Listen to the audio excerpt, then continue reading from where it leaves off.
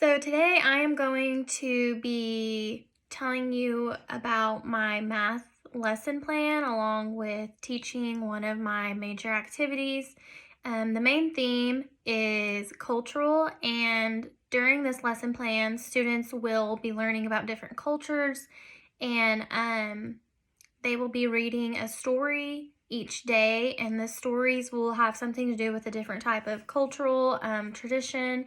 And at the end of the lesson, all the kids will do a fun activity that has something to do with themes and cultural tradition along with the math portion. So, I'm going to be doing this math lesson over the fiction part, and my book title is Apples to Oregon. It is 4th grade, and my content area is math. Okay, so I'm going to go ahead and get started with the introduction. Okay, so how many of you guys already know some things about the state of Oregon before we read our story called Apples to Oregon? During this time, the teacher will allow students to respond. So now that we have talked about our background knowledge of the state of Oregon, I am going to give each one of you a KWL chart, and we are going to fill this out together through the lesson. Once you have your chart, we are going to go ahead and fill out the K part, which is the known part. What are some things that we already know about the state of Oregon before we read our story? Once the students have filled out the K part, they will fill out the W part, which is what they want to learn. So what would you guys like to learn from reading this book, Apples to Oregon? It may be about certain things that they do. What do they wear? Why is the story about apples? What is the landscape like in Oregon? It can be any of those things. Just take this time and write down certain things that you want to learn about this story, Apples to Oregon.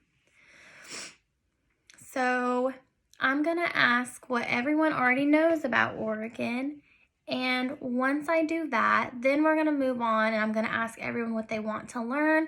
And once I get done reading the story, you guys are all going to write down what you learned about the state of Oregon in our book called Apples to Oregon.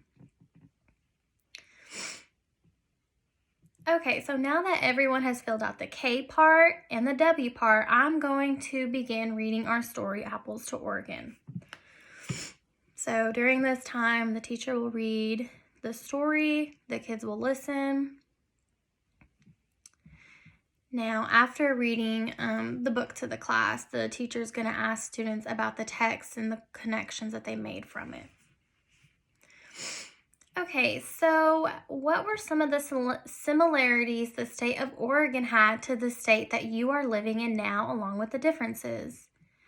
At this time, I want one of you to come up here and write down the similarities the state of Oregon has where you are living now, along with the differences. The teacher will allow students time to come up to the board one by one and write their response. So once everyone is finished, I want all of you to fill out the L part on your charts for what you learned. Tell me the connections and takeaways that you made from this story and what you learned most about the state of Oregon. What was their culture? What were certain things that they did in this story that you made connections with or that you thought was interesting or cool? So take this time and put what you have learned under the L part on your KWL chart. So during this time, the teacher will allow students to write their responses under the L part on the KWL chart. So today, we will be learning about patterns and numbers. What do you guys already know about patterns? You will allow this time as well for students to respond. So how do we find out what a pattern is? How are we able to identify what a pattern is and what numbers or shapes or objects need to come next in our pattern? Those might be some questions that you guys might have. So number patterns are a sequence of numbers with a common relationship. For example, 2, 4, 6, and 8. This is backwards. What is the number sequence? Well, we may have to ask ourselves, what are these numbers going by? What do they have in common? You will allow students to respond. Yes, that's correct. Each number is going up by 2. So can you tell me in this pattern, 2, 4, 6, and 8, what the next two numbers are? Yes, that's correct, 10 and 12. Now let's look at another pattern. 3, 6, 9, and 12. Can someone tell me what these numbers are increasing by? Yes, that's correct. They are increasing by 3.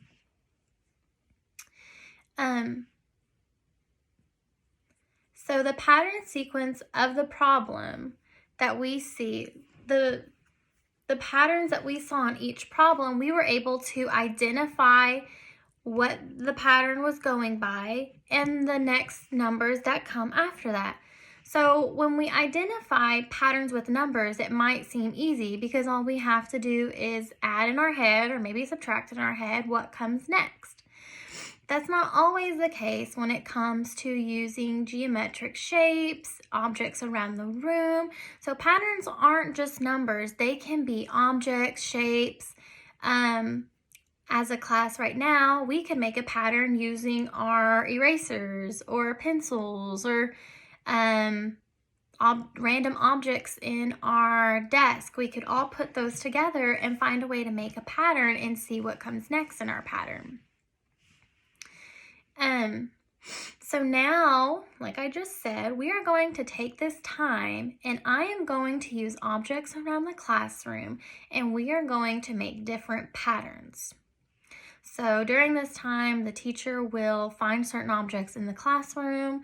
For example, she could have a black marker, red marker, and blue marker and ask the students what color of marker needs to come next and so on.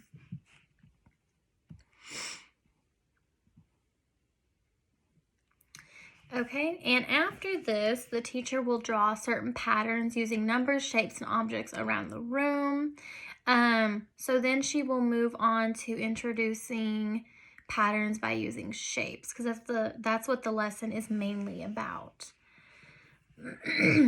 So now I want you to look at the number sequence and tell me what the pattern is. So the teacher is going to have all of these pattern examples holding them up or on the board, and she's going to call the students one by one to come up there and tell her what the pattern is and how they identified the pattern. Okay, so now that the students have taken turns coming up and identifying different patterns of objects around the room, the teacher is going to pass out charts to all of the students. So now that everyone has a chart, we are going to make different patterns using certain objects that were from the story. At this time, the teacher will open the book again and everyone will examine the pages and look for different objects they can use from the story to make different patterns. I'll go first and give you guys an example. In our story, there were a lot of apples. I'm going to write on my chart a pattern using the apples from our stories. Some apples might be big, some might be small, some might even be different colors. So I'm going to create my own pattern using apples from the stories. During this time, the teacher will ask students what they have found in the story that they can make patterns from. So before the teacher lets the students do it on their own, she will ask them questions again about what makes a pattern, how do we figure out what should come next in our pattern, and what different patterns could we use. After this, the teacher will help the students who are struggling with their patterns. Once the students have a firm grasp on what patterns are and how to identify them, they will start making their own patterns using objects from the story. During this time, the teacher will walk around the room and monitor how students are making their patterns and making sure they are doing them correctly. Once the students have completed their patterns, they will get with a partner and examine each other's patterns. Once the students are finished with this, the teacher will pass out a fun worksheet that has different patterns for the students to figure out. This will make sure students have a firm understanding of what makes a pattern and how to identify each unique pattern. So in order to assess the skills students have gained from this lesson about patterns, students will create their own patterns using numbers, shapes, and objects around the room. Students can make their patterns as creative as they want. Once the students are finished, they will grab a sheet of construction paper, glue, and scissors. They will cut out their patterns and glue them to construction paper. Once everyone is done, the entire class will hang them up in the classroom, and each student will have the opportunity to go over their different patterns and the objects they used with the class. The goal in this assessment is to monitor and make sure the students have a good understanding of what patterns are and how we create them, and identify what comes next in a pattern. Once students are finished with this, they will grab their Chromebooks from the charger and play Splash Learn for 15 minutes over the correct patterns category.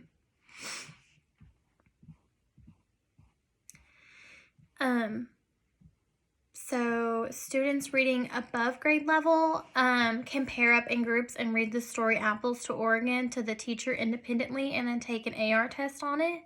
Students who are reading below grade level can have one-on-one time with the teacher to go over the assignment in more detail and have the teacher read them the instructions again as they are completing their paper. English language learners can work on their patterns and continue to figure out new patterns that may be different than the ones they already used on their paper.